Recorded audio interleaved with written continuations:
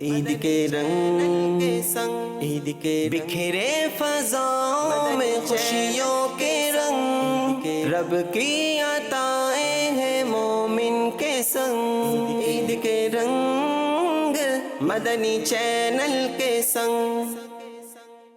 الحمدللہ رب العالمین والصلاة والسلام علی خاتم النبیین، اما بعد فاعوذ باللہ من الشیطان الرجیم، بسم اللہ الرحمن الرحیم۔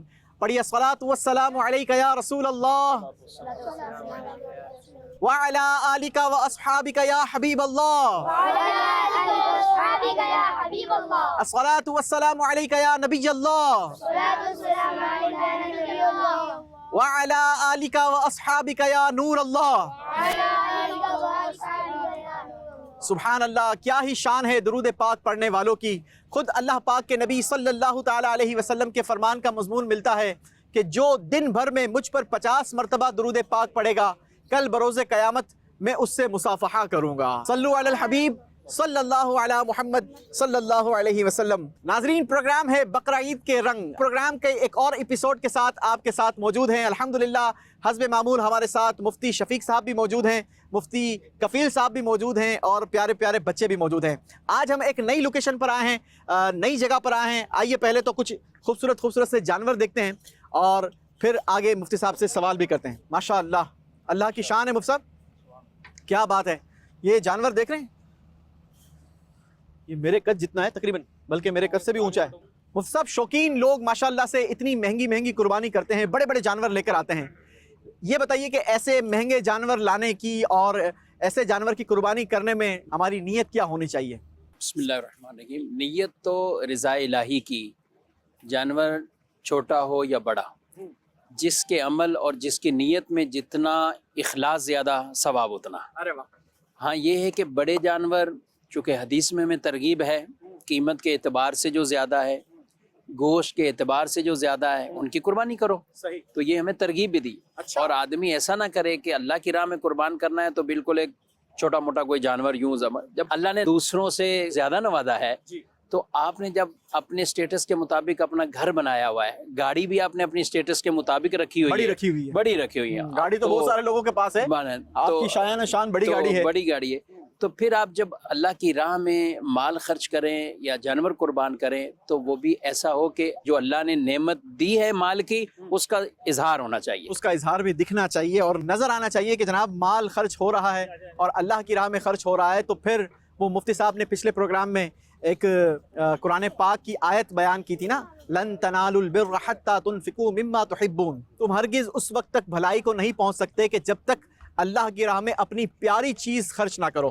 اچھا، اب مفتی صاحب سوال یہ ہے کہ ماشاءاللہ بڑے بڑے جانور تو لیے جاتے ہیں اور یوں کہا جائے کہ چلیں اس لینے والے نے تو بڑی اچھی نیت کے ساتھ لیا ہوگا، لیکن دیکھنے والوں کے لیے کیا حکم ہے کہ کیا جیلسی ہوتی ہے لینے والوں کے ساتھ، یا ایسے ہی ان کو ٹون کرنا، یا یہ اس پر الزام لگا دینا کہ بھائی یہ تو شو آف کے لیے کرتا ہے اور اس نے اتنا مہنگا تو جانور دکھانے کے لیے کیا ہے، اور یہ تو جو ہے وہ اس کا تو ہر سال کا جو ہے وہ ایک معمول ہے۔ ایسے لوگوں کو کیا کہیں گے؟ کیا ایسے کسی پر الزام تراشی کی جا سکتی ہے یا کسی پر گمان کیا جا سکتا ہے یا نہیں؟ دیکھیں، بنیادی طور پر تو اللہ پاک نے جیسے قرآن مجید میں ارشاد فرمایا لن ینال اللہ لحومها ولا دماؤها ولکن ینالہ التقوی منکم، کہ اللہ پاک کو ان جانوروں کو نہ خون پہنچتا ہے نہ گوشت پہنچتا ہے، واقعی یہ صحیح۔ اسے تو تمہارا تقوی پہنچتا ہے۔ واہ واہ واہ واہ۔ تقوی کیا ہے؟ انسان کا اخلاص ہے، اور اخلاص یا ریاکاری دونوں ہی چیز انسان کی ایک باطنی عمل ہے، صحیح، کہ اس کے باطنی دل کا میں مطلب دکھتا نہیں ہے، دکھتا نہیں ہے، جو ہے چھپا وہ ہوا ہے۔ انسین جو ہے وہ ہے۔ تو اب اس کا دل میں کیا ارادہ ہے یہ آپ اس کا فیصلہ نہیں کر سکتے، صحیح، یہ وہ جانتا ہے یا اس کا رب جانتا ہے۔ تو لہٰذا ہم لیکن اس کی باتوں سے تو ایسا لگتا ہے جناب ارد گرد اپنے رشتہ داروں پر یا اپنے پڑوسیوں پر ایک رعب داخل کرنے کے لیے، ایک رعب جمانے کے لیے، ایک اپنی واہ واہ کروانے کے لیے وہ لے کر آئے، تو کہ ایسے بندے کے پر بات نہیں کی جا ایسے سکتی؟ پر بھی بات نہیں کی جا سکتی۔ بات یہ ہے کہ آپ کی کوئی بھی شخص دیکھے یہ نہیں کہتا کہ میں دکھاوے کے لیے لے کر آیا ہوں، ہاں، کھلا تو کوئی نہیں بیان کوئی کرے بھی گا، نہیں بولتا نا، صحیح۔ ٹھیک ہے۔ اب ہو سکتا ہے کہ وہ دوسروں کو بتا رہا ہو، اس کا مقصد یہی ہو کہ یار جس طرح میں لایا ہوں آپ بھی اسی طریقے سے لے کر آئیں، آپ بھی ماشاءاللہ مالدار ہیں تو آپ بھی جو ہے وہ اس جیسا جانور لے کر آئیں۔ تو بسا اوقات انسان نیک کام اس لیے بھی کر کے اس کو بتا رہا ہوتا ہے، اور بعض جگہ پر اس کا حکم بھی دیا گیا، جیسے زکوٰۃ میں کہا گیا کہ زکوٰۃ جو ہے وہ اعلانیہ طور پر دیں تاکہ لوگ آپ کے بارے میں یہ بدگمان نہ ہوں کہ جناب آپ زکوٰۃ نہیں دیتے۔ صحیح۔ दूसरा पहलू ये है कि अच्छा, आपके बता के देने देखे- का हुक्म है। बता के देने का हुक्म है। इसी तरह दूसरा पहलू ये है कि भाई दूसरे लोग आपके देखे देखे वो नेक अमल करना शुरू कर देंगे। तो अच्छा, अगर हम इस बात को भी देखें तो वाकई ऐसा है कि अगर आप जो है वो आज कराची में जो है वो 20 साल पहले चले हैं तो इस कदर जो है वो नहीं ऐसी बड़ी बड़ी कुर्बानी के जानवर नहीं आते होते थे। थे। कुछ लोगों का था भाई पूरे कराची में 2 या 3 ही अफराद होते थे, उनका देखा देखी आज देखें हजारों अफराद इस तरह के जो है वो हैं जो कि इस शौक के अंदर लेकर आते हैं। तो हमें उनसे हुस्न ज़न ही रखना चाहिए, हमें किसी के बारे में भी बदगुमानी नहीं करनी चाहिए कि ये दिखलावे के लिए कुर्बानी कर रहा है या ये फलां काम के लिए जो है वो कर रहा है।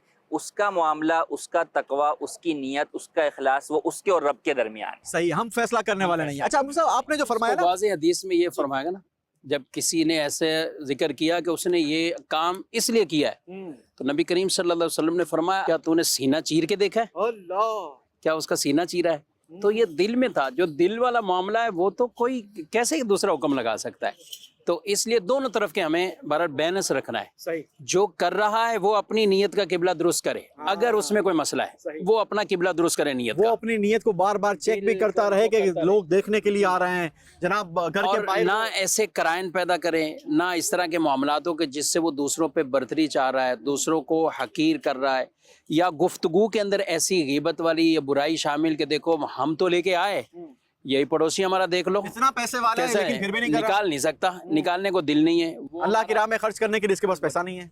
तो यूं किसी को वो भी ना करे।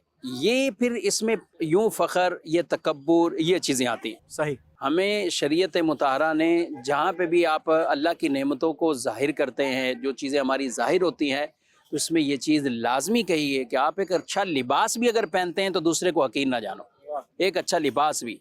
तो जब हम अगर बिलफर्द अल्लाह की राह में इस तरह कर रहे हैं तो दोनों तरफ के लोगों को ये बैलेंस रखना चाहिए और शरीयत के मुताबिक ये रहना चाहिए, ना वो बदगुमानी करे, ना ये अपने दिल में रियाकारी आने दे। चलें जी, बड़े खूबसूरत अंदाज के साथ मुफ्ती साहब ने माशाल्लाह हमारी तरबियत की है। अच्छा मुफ्ती साहब, आपने माशाल्लाह जो अपनी गुफ्तगू में फरमाया कि पहले 1-2 चंद लोग करते थे और आज उनकी देखा देखी माशाल्लाह सैकड़ों हज़ारों लोग जो है वो अच्छी कुर्बानी करते हैं। आपको पता है अब बहुत ज़्यादा स्टेप फॉरवर्ड हो गया है। अब इस जानवरों को बेचने के लिए बाकायदा एक एहतमाम किया जाता है। आप ये देखें कि जिस टेंट में हम मौजूद हैं, इस टेंट पर एक बड़ा खर्चा किया गया है, ठीक है, और इस रैंप पर हम खड़े हैं इस वक्त। ये रैंप जो है वो बाकायदा इनकी काउ वॉक करवाने के लिए बनाया गया है, ऐसा ही है जी।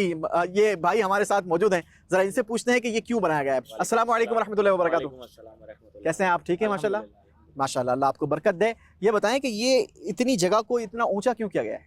ताकि जानवर प्रोमिनेंट नज़र आए, उसका वजूद, उसका साइज, उसका वजन। तो वो तो ज़मीन पर भी आ सकता है, अगर लेवल ज़मीन होगी तो उस पर भी आ सही जाएगा। नज़र आए ना, ताकि मट्टी है वो तो दब जाती है, अच्छा, तो जानवर फिर दबा दबा लगता है। ठीक है, चलें, तो इस वजह से इसको आपने बनाया है। तो अब क्या जब खरीदार आता है तो इस पर आप इसको बाकायदा वॉक करवाते हैं? बाकायदा लोग कहते हैं कि इसको रैंप पे लाके दिखाएं, वॉक करा के दिखाएं, भगा के दिखाएं, अच्छा, भगा कर भी चेक भगा कर भी चेक करें। सब लेने के लिए काऊ आए हैं और अब उसको डिमांड ये है कि भगा कर दिखाएं, तो क्या उसकी रेस करवानी है?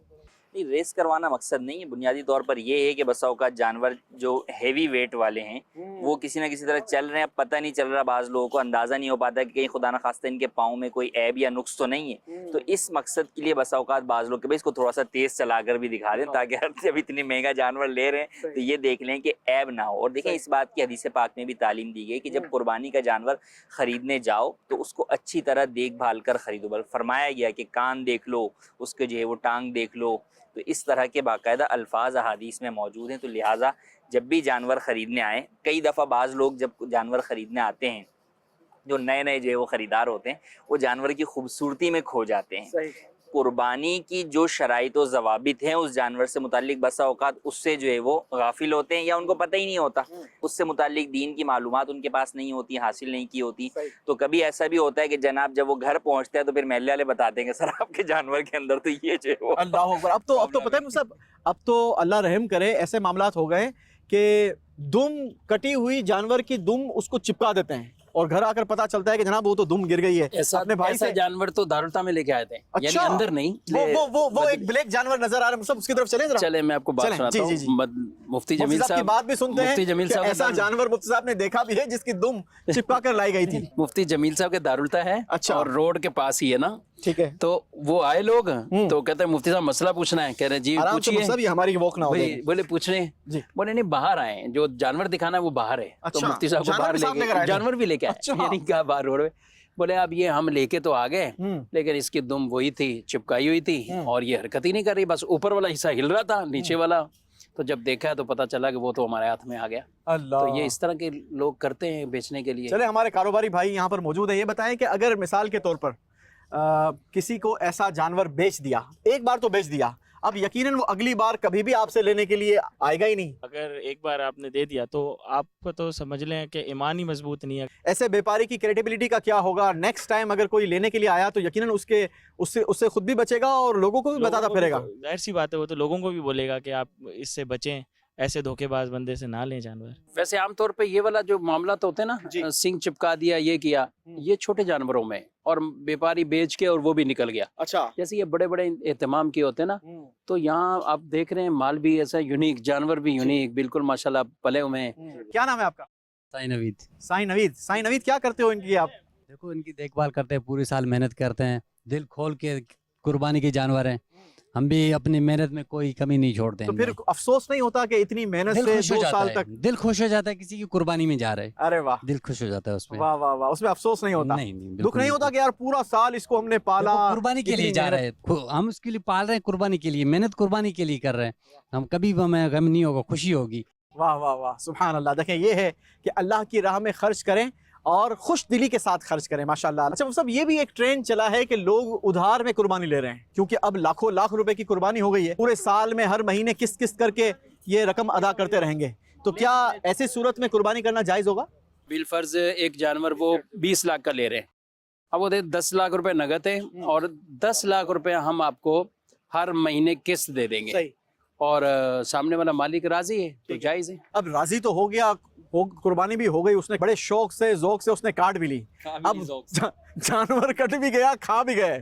اب وہ اگر اس کو دینے میں شرارت کرتے ہیں, اس کو پریشان کرتے ہیں, تو پھر وہ سامنے والے کا تو اس کا تو مال بھی چلا گیا, اب تو پیٹوں میں بھی چلا گیا, اس کو تلاش کرنا بھی مشکل ہے. یہ تو بالکل جائز نہیں ہوگا نا کہ اگر خامخواہ کسی کو, یہ قرض ایک طرح کا, تو جان بوجھ کر ٹال مٹول کرنا, جو بالکل قرض ادائیگی کی استطاعت رکھتا ہے اس کو ظلم کہا گیا ہے, گناہ کہا گیا ہے. تو ایسا کیوں کریں؟